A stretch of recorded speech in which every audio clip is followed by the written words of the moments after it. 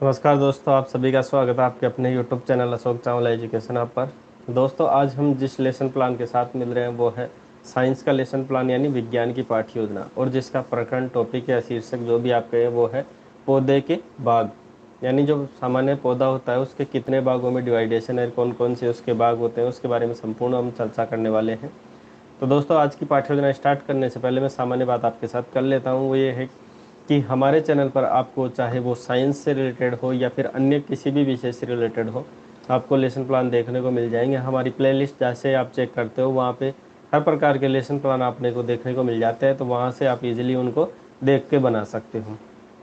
और किसी फ्रेंड को अगर वहाँ पे देखिए लेसन प्लान उपलब्ध नहीं हो पा रहा हो, जैसे आपकी आवश्यकता है वैसी उपलब्ध नहीं हो पा रही हो, तो आप हमारे को कमेंट माध्यम से भी पता कर सकते हैं, या फिर आप हमारे को जो हमारे व्हाट्सअप नंबर दिए होते हैं वहाँ पे व्हाट्सअप भी कर सकते हैं, ताकि हम जल्दी से जल्दी वो लेसन प्लान हमारे चैनल के माध्यम से आपको प्रोवाइड करवा सकें।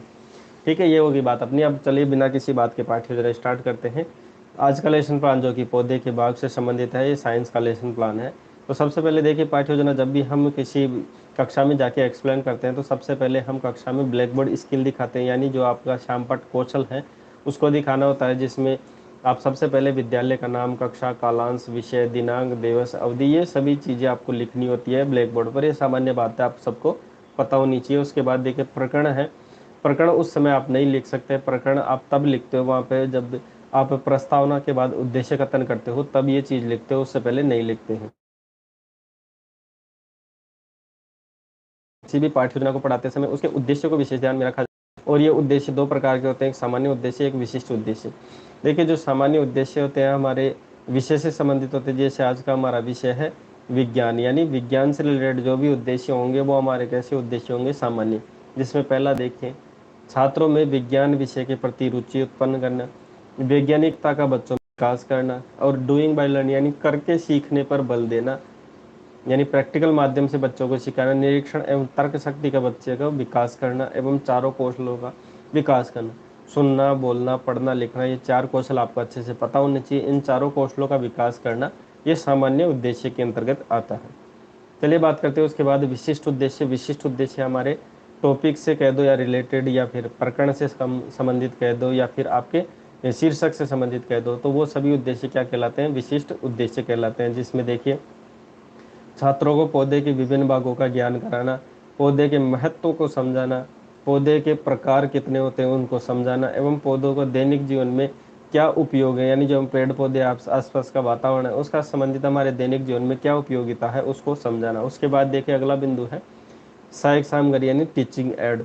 अब किसी भी छात्र अध्यापक या छात्र अध्यापिका द्वारा पाठ्य योजना प्रस्तुत कर दी जाती है, तो उस समय पाठ्य योजना प्रस्तुत करते समय किन्हीं चीज़ों की आवश्यकता होती है, वो सभी वस्तुएं क्या कहलाती है, टीचिंग एड कहलाती है। जैसे चौक हो गया, डस्टर हो गया, श्यामपट्ट हो गया, संकेतक हो गया, ये सभी चीज़ें क्या कहें, टीचिंग एड कहलाती है। उसके बाद देखिए अगला बिंदु है पूर्व ज्ञान, यानी किसी भी पाठ्य योजना को पढ़ाते समय उसका प्रीवियस नॉलेज कितना है ये बच्चों में जानना ही क्या कहलाता है, पूर्व ज्ञान। तो सभी छात्र पेड़ पौधों के विषय में सामान्य जानकारी रखते हैं। अब पेड़ पौधों के बारे में सामान्य जानकारी रखते हैं तो सामान्य आज का हमारा जो शीर्षक है पौधे के प्रकार या पौधे के भाग, तो उससे संबंधित आज हम पाठ्य योजना को डिस्कस करते हैं। क्योंकि लेसन प्लान का एक नियम है कि आप पूर्व ज्ञान से नवीन ज्ञान की ओर इसको प्रसारित करते हैं या प्रस्तुत करते हैं, तो बच्चे में इसका प्रीवियस नॉलेज है कि नहीं ये जान लेना आवश्यक है। उसके बाद ही हम नवीन ज्ञान देते हैं बच्चों को। ठीक है, तो हम अगला बिंदु है वो है प्रस्तावना प्रश्न। इसमें क्या करते हैं, दो कॉलम विशेषता बनाए जाते हैं, एक छात्राध्यापक क्रिया, दूसरा होता है छात्र क्रिया। छात्राध्यापक क्रिया में तो छात्राध्यापक क्या करता है, अपना टॉपिक, प्रकरण या शीर्षक निकलवाने के लिए बच्चों से कुछ प्रश्न करता है। और छात्र क्रिया में क्या है, छात्र उन प्रश्नों का छात्राध्यापक या छात्राध्यापिका द्वारा पूछे गए प्रश्नों का जवाब देने का प्रयास करता है। ठीक है, ये बात विशेष ध्यान रखें, इसमें बच्चा बाध्य नहीं है कि उसको जवाब देना ही पड़ेगा। इसमें बच्चा जवाब देने के बस प्रयास करता है, अगर उसको आता है तो ठीक है देता है, नहीं आता है तो आप प्रश्न को चेंज करना पड़ता है। ऐसा नहीं है कि बच्चे को अगर प्रश्न नहीं आ रहा है तो आप उसको किसी बच्चे को यही कहे कि नहीं आपको प्रश्न का उत्तर देना ही है, ऐसा नहीं कर सकते, कोई बाध्यता नहीं है इसमें, बच्चे स्वतंत्र होता है। तो प्रस्तावना प्रश्न का पहला प्रश्न देखिए, मनुष्य को जीवित रहने के लिए क्या क्या आवश्यक है, तो जल, वायु एवं भोजन इत्यादि है। बाकी बच्चों का मन है, जैसा बच्चा चाहे वैसा बता सकता है। दूसरा देखिए, वायु मनुष्य को कहाँ से प्राप्त होती है, तो पेड़ पौधों से प्राप्त होती है, यानी ऑक्सीजन जो मनुष्य ग्रहण करता है वो पेड़ पौधों से प्राप्त होती है। तो तीसरा प्रश्न, पेड़ पौधों से हमें क्या क्या प्राप्त, यानी ऑक्सीजन के अलावा क्या, तो फूल फल सब्जियां पत्ती इत्यादि, ये सभी चीज़ें हमारे को कहाँ से प्राप्त होती हैं, पेड़ पौधों से प्राप्त होती है। चौथा प्रश्न, फूल फल एवं पत्तियों के पेड़ पौधों से मतलब सब, ये सब क्या कहलाते हैं पेड़ पौधों का, तो ये पेड़ पौधे के भाग कहलाते हैं, यानी पार्ट ऑफ ये पेड़ पौधा के मतलब अकॉर्डिंग ये कहा जाता है। उसके बाद देखिए पांचवा, छात्रों पेड़ पौधों के भागों के विस्तार से समझाइए, तो पेड़ पौधे के जितने पार्ट हैं उसको विस्तार से समझाएं। अब जितना बच्चा जानता है उतना संभावित उत्तर के आधार पर देता है, और जहाँ पे बच्चा नहीं जानता है वहाँ पे बच्चा समस्यात्मक हो जाता है, कहीं पे प्रॉब्लमेटिक हो जाता है, वहाँ छात्र अध्यापक द्वारा अगला कथन कराया जाता है, वो है उद्देश्य कथन। इसमें क्या होता है कि छात्र अध्यापक द्वारा उद्देश्य कथन किया जाता है। इसका मुख्य उद्देश्य यही होता है कि प्रकरण का बच्चों के सामने प्रस्तुतिकरण, यानी प्रकरण का नाम बच्चों के सामने बोलना। तो प्रिय छात्रों, आज हम पेड़ पौधों के यानी जो पार्ट हैं या भाग हैं उसके विषय में विस्तार से अध्ययन करेंगे। ऐसा कहते हुए छात्र अध्यापक या छात्र अध्यापिका जो ब्लैक बोर्ड पर खाली रखा था प्रकरण का नाम, वो इस समय लिख दिया जाता है। ठीक है, उसके बाद बढ़ते हैं अगले बिंदु की, जो कि है प्रस्तुतिकरण। देखिए, प्रस्तुतिकरण पाठ्य योजना का सबसे महत्वपूर्ण बिंदु माना जाता है। हालांकि मैं हर पाठ्य योजना के अंतर्गत ये बात बताता भी हूँ कि इसमें पाठ्य योजना का सबसे महत्वपूर्ण बिंदु माना जाता है। इसमें जो भी विषय वस्तु होती है वो बच्चों के सामने छात्र अध्यापक या छात्र अध्यापिका प्रस्तुत करती है। और छात्र कथन में तो क्या हो, छात्र इन सभी प्रश्न या जो भी विषय वस्तु रखी जाती है उसको ध्यानपूर्वक सुनता है एवं उसका ज्ञान ग्रहण करता है और अपनी नोटबुक में नोट करता रहता है। तीसरा है श्याम पट्ट कार्य।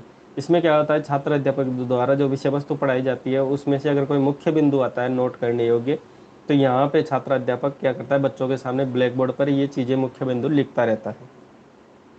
चलिए, छात्र अध्यापक कथन में छात्र अध्यापक अपनी विषय वस्तु प्रस्तुत करे, जैसे पौधे के भाग। तो हम जगह जगह पर पेड़ पौधे देखते हैं, हमारी नज़र पौधे पर जाती है, तब हम फूल को विशेषतः देखते हैं। ये सामान्य है कि 90% लोग फूलों को ही देखते हैं, बहुत कम लोग होते हैं जो उसके फूल की जगह उसकी खूबसूरती को छोड़कर अन्य भागों की तरफ देखते होंगे। ठीक है, अब इसके उदाहरण भी है, पौधों के भाग कौन कौन से हैं, तो जड़ तना पत्तियां फूल फल एवं बीज। ठीक है, ये सभी क्या है, पार्ट ऑफ इसके क्या है, पौधों के पार्ट है। चलिए आगे बढ़ते हैं। जड़, इसमें अगर थोड़ा डिटेल से बात करता है यहाँ पे छात्र अध्यापक कि हम एक एक पॉइंट बाई पॉइंट पढ़ते हैं। जैसे जड़, तो जड़ क्या क्या कार्य है, वो हमारे को पौधों में किस प्रकार सहायता रूप में रहती है और वो कहाँ पे उसका स्थापित रहती है, तो ये जमीन में भूमिगत रहती है।